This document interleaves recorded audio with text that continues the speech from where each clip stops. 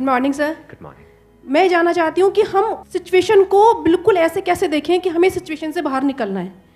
कि मान लो हमारे पास बार बार कोई प्रॉब्लम आ रही है, हम उसे फेस कर रहे हैं, फिर जो आसपास के हमारे सराउंडिंग्स के लोग हैं वो भी टाउंटिंग कर रहे हैं हम पर, नहीं तुमने पहले भी ऐसे किया था, अब फिर तुम फेल हो जाओगे इसमें, तो वहाँ जा करके हम स्टक हो जाते हैं और फिर हमारा कॉन्फिडेंस लूज हो जाता है। हम एग्जैक्टली कहाँ स्टक हो जाते हैं, जिसको आप जो वर्ड यूज कर रहे हो स्टक हो जाते हैं, मतलब आप कह रहे हो कि हम अपनी थिंकिंग में स्टक हो जाते हैं। थिंकिंग में स्टक हो जाते हैं, राइट? कि हम ओवर थिंकिंग में चले जाते हैं। ओवर थिंकिंग कि हम बैठे बैठे बस सोचते रहते हैं कि ऐसा क्यों हुआ, क्या हुआ, ऐसा नहीं होना चाहिए, कि हमारे में कुछ कमी ऐसा हो गया तो क्या होगा, वैसा हो गया तो क्या होगा, मैं दोबारा भी ट्राई किया नहीं हुआ तो क्या होगा। हम जानते हैं कि पहले भी ऐसा हुआ था, फिर हमने उसे ओवरकम कर लिया, लेकिन बार बार वही चीज आते आते फिर वही ब्रेन का जो कंफर्ट जोन है हम फिर वहीं स्टक होने लगते हैं। और जिस कंफर्ट जोन की आप बात कर रहे हो वो एक्चुअल में ओवर थिंकिंग वाला जोन है। ओवर थिंकिंग वाला जोन है, मतलब बैठे बैठे बस सोचते रहते हैं जैसी हमारी कंडीशनिंग हुई है, कर कुछ नहीं पाते हैं। करते भी हैं तो थोड़ा सा करना शुरू करते हैं, उसके बाद वापस से वो थॉट्स हमारे ऊपर हावी हो जाते हैं। राइट? यही आप कह रहे हैं। राइट सर, प्रॉब्लम जो है इतनी ज़्यादा, क्योंकि एक्चुअली क्या लाइफ में अगर कुछ अच्छा होता है तो शायद हम प्रॉब्लम से इजीली निकल जाते हैं, बट बैक टू बैक जब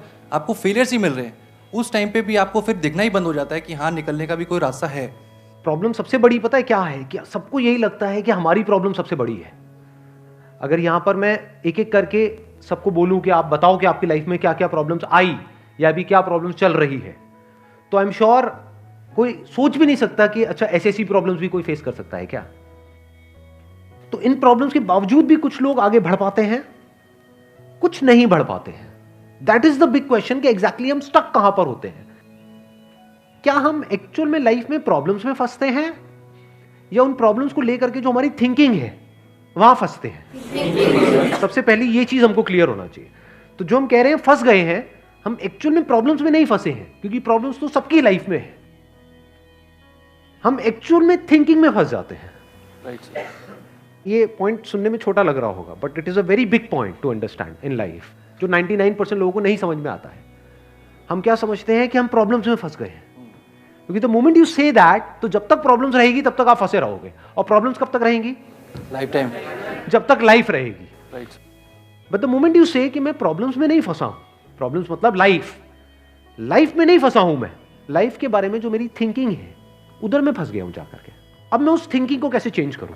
right. If you say that, तो वो आपके हाथ में पूरा कंट्रोल है। But if you ask me this question कि मेरी लाइफ की जो प्रॉब्लम्स हैं वो कैसे सॉल्व हो, तो उसका कोई जवाब नहीं है, क्योंकि वो कभी नहीं होगा। आज आपकी एक प्रॉब्लम है, वो सॉल्व हो भी जाएगी, कल कोई और प्रॉब्लम आ जाएगी, परसों कोई और आ जाएगी, फिर कोई और आ जाएगी, फिर कोई और आ जाएगी। Right sir. तो कैसे हम अपनी थिंकिंग को चेंज करें? सिंपल। थिंकिंग चेंज हो गई तो सब चेंज हो जाएगा। सब चेंज हो जाएगा, क्योंकि प्रॉब्लम्स को देखने का नजरिया बदल गया तो प्रॉब्लम बदल गई। एक बंदा जिसकी थिंकिंग नहीं फंसी हुई है, उसको आप चारों तरफ से फंसा दो, वो निकल जाएगा।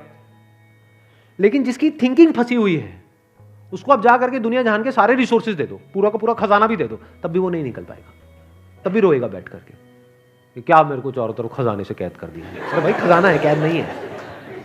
देखा ना ऐसे लोगों को जिनके पास में सब कुछ है लेकिन रोते रहते हैं। तो सब कुछ मिलना इज नॉट अ सॉल्यूशन। जिनकी लाइफ में कोई प्रॉब्लम नहीं है वो भी रो रहे हैं। सो अब आता है कि इसका सॉल्यूशन क्या है, कि we are stuck in our thought process, how to get out of it. तो सबसे पहली चीज ये समझनी है, ज्यादा सोचने से कुछ नहीं होता है, सही सोचने से होता है। अभी सही सोचना क्या है? What is right thinking? Positively, not positively सोचना। इसको भी ध्यान से समझ लेना। पॉजिटिव सोचना क्या सही सोचना होता है? फॉर एग्जाम्पल, आगे आप जा रहे हो, किसी जंगल में हो और आगे दलदल है और आप पॉजिटिव सोच रहे हो, मेरे साथ में कभी कुछ गलत हो ही नहीं सकता, मैंने तावीज पहना हुआ है, ये मुझे बचाएगा। बहुत लोग हैं बहुत पॉजिटिव है लाइफ को लेकर के, बट क्या उनकी सोच सही है? अभी सही सोचना क्या है? सर मेरे हिसाब से मतलब इंटेलिजेंसी से सोचना, कि मतलब कुछ ऐसा सोचे कि आगे जाके हमें कोई हानि ना हो, कि एक इंटेलिजेंट माइंड से सोचे। अभी इंटेलिजेंट क्या है और फूलिश क्या है? एक है फूलिश तरीका सोचने का, बेवकूफों की तरह सोचना, एक है इंटेलिजेंस के साथ में सोचना। What is intelligence? जिसको हम इंटेलिजेंस कहते हैं वो इंटेलिजेंस क्या है? साइंस को इंटेलिजेंस कह सकते हैं? नहीं कह सकते। नहीं कह सकते। तो किसको कहोगे? सुपरस्टिशंस को इंटेलिजेंस कहोगे? सुपरस्टिशंस मतलब क्या? बिलीफ, कुछ भी मान रखा है उसको पकड़ के बैठे हुए उसके हिसाब से एक्ट कर रहे हैं। उसको इंटेलिजेंस कहोगे या साइंस जिस तरीके से आगे बढ़ रही है उसको इंटेलिजेंस कहोगे? एग्जैक्टली। तो साइंटिफिक वे ऑफ थिंकिंग समझना पड़ेगा, वो क्या है, उसको अपनी लाइफ में लगाना पड़ेगा, तब आप कह सकते हो आपकी जो थिंकिंग है वो सही है। अब ये साइंटिफिक थिंकिंग मतलब क्या? रियलिटी को एज इट इज देख लेना, दैट इज साइंटिफिक थिंकिंग। यही तो है, और क्या है? There are laws of this universe, उसको एज इट इज देख लेना, उसको ऑब्जर्व करना, यही तो है साइंटिफिक थिंकिंग। उन लॉज को बदलना नहीं, क्योंकि साइंस बदल नहीं सकती उन लॉज को। लॉ ऑफ ग्रेविटी को साइंस बदल नहीं सकती है, उस लॉ को समझ करके उसके हिसाब से एक्ट कर सकती है। इसी साइंटिफिक थिंकिंग को अगर हमको अपनी लाइफ में लगाना हो तो इसका मतलब क्या?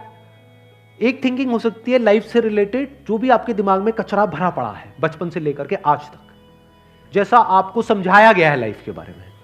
किसने समझाया है? वो लोग जो खुद नहीं समझते, लाइफ के बारे में अपने अपने बिलीफ्स बनाए हुए हैं, अपने अपने स्टैंड पॉइंट से लाइफ को देख रहे हैं। फॉर एग्जाम्पल, कोई हिंदू है तो एक तरीके से लाइफ को देख रहा है, कोई मुस्लिम है तो अलग तरीके से लाइफ को देख रहा है, क्रिश्चियन है तो अलग तरीके से देख रहा है। क्या सही है इन तीनों में से? कि तीनों को सही थिंकिंग कह सकते हैं? ना, क्योंकि आपस में लड़ झगड़ रहे हैं। साइंस में कोई लड़ाई झगड़ा होता है? अगर मैं किसी साइंटिफिक फैक्ट के बारे में बात करूंगा, क्या कोई हिंदू, मुस्लिम, क्रिश्चियन आकर के आपस में लड़ सकते हैं? नहीं। तो ये सही थिंकिंग है। एक है जो हमें सही लगता है, एक है जो सही होता है। दोनों में जमीन आसमान का फर्क है। एक है जो आपको सही लगता है, एक है जो सही है। तो साइंटिफिक थिंकिंग का मतलब क्या, अगर इसको हमको लाइफ में लगाना हो तो, यानी लाइफ को आप एज इट इज देखो, ऑब्जर्व करो, फिर उसके बारे में सोचो। This is scientific thinking. और ये जो फंडा जिसकी मैं बात कर रहा हूं, इसको आप लाइफ के किसी भी एस्पेक्ट में लगा सकते हो। इसको बिजनेस में लगा सकते हो, इसको जॉब में लगा सकते हो, इसको रिलेशनशिप में लगा सकते हो, इसको हेल्थ में लगा सकते हो। बिजनेस क्या है अगर रियलिटी को एज इट इज देखना नहीं है तो? अब ये जो आपने कहा कि बिजनेस में सब झूठे भरे पड़े हैं, क्या ये सच है या आपका अपना एक स्टैंड पॉइंट है? अभी इन्होंने बोला कि बिजनेस में सब झूठे भरे पड़े हैं। अभी ऐसे ही यहाँ पे मैं अलग अलग लोगों से अलग अलग बातें पूछूंगा ना, तो सब बड़े कॉन्फिडेंस से बोलेंगे, as if they know it for sure. जैसे मैं पूछूंगा, हाँ भाई यहाँ पे किसी मेल का किसी का ब्रेकअप हुआ होगा, तो सारी लड़कियां ऐसी होती हैं, सब धोखेबाज हैं। ऐसे ही कोई लड़की से पूछूंगा, वो आकर के बोल देगी, सर ये तो मर्द जात तो है ही ऐसी, इससे कुछ हो ही नहीं सकता। क्या ये सच है या आपका अपना एक स्टैंड पॉइंट है, अपना आपका एक बिलीफ है? तो ध्यान से समझ लेना, इसका जो सबसे पहला स्टेप है वो है अंदर जो भी कुछ पड़ा हुआ है आपके, जो भी आपने मान रखा है उसको छोड़ दिया। अब आप हल्के फुल्के हो गए, अब एज इट इज देखा लाइफ को, लाइफ को ऑब्जर्व किया as life, not my life. For example, anger, क्या एंगर आपका है? बट आप एंगर का सोल्यूशन कैसे निकालते हो? मुझे गुस्सा आता है, मुझे गुस्सा नहीं करना है। कभी भी आप एंगर का ऐसे सोल्यूशन निकाल ही नहीं सकते। सिर्फ आपको आता है गुस्सा या सबको आता है? सबको आता है। तो क्या एंगर सिर्फ आपकी प्रॉब्लम है या एंगर एक लाइफ की प्रॉब्लम है? Fear, if you can look at fear, not your fear और माई फियर, फियर, डर है ना, वो डर क्या है? Can you look at it? इसको बोलते हैं साइंटिफिकली चीजों को देखना। रिलेशनशिप, नॉट माई रिलेशनशिप और योर रिलेशनशिप, रिलेशनशिप। तो इस तरह से जब हम चीजों को देखते हैं ना, not from a subjective point of view but from an objective point of view, जैसे एक साइंटिस्ट देखता है, जैसे एक साइंटिस्ट ऑब्जर्व करता है, वहां पे ना खुश हुआ जाता है, ना परेशान हुआ जाता है, ना पॉजिटिव हुआ जाता है, ना नेगेटिव हुआ जाता है। This positive and negative is your stand point, is a subjective point of view. In objective reality, उसमें खुश क्या होना है और दुखी क्या होना है, वहां पर सब कुछ क्लियरली नजर आ रहा होता है। वहां पे कभी भी हमारी थॉट प्रोसेस स्टक नहीं होती है, हम फंस ही नहीं सकते। बिलीफ्स में आप गारंटेड फंसोगे। शॉर्ट टर्म में वो अच्छे लग रहे होते हैं क्योंकि वहां पे कंफर्ट मिलता है। जो भी हमने मान रखा है, अगर उसको पकड़ करके हम बैठे रहें और उसमें गोल गोल घूमते रहें तो बड़ा कंफर्ट मिलता है, लेकिन आगे जाकर के वो हमको फंसा देता है, एंटैंगल्ड कर देता है। बट जो रियलिटी है वो धीरे धीरे धीरे धीरे आपको आजाद करती रहती है, जितना आप रियलिटी को समझ जाते हो उस लेवल तक। यानी कि अगर इसको मैं पूरा समअप करूं, जो भी मैंने अब तक कहा है उसको, ये सेशन शुरू कहाँ से हुआ था? फेलियर से हुआ था कि एक के बाद एक हमने लाइफ में बहुत सारे फेलियर्स फेस करे हैं।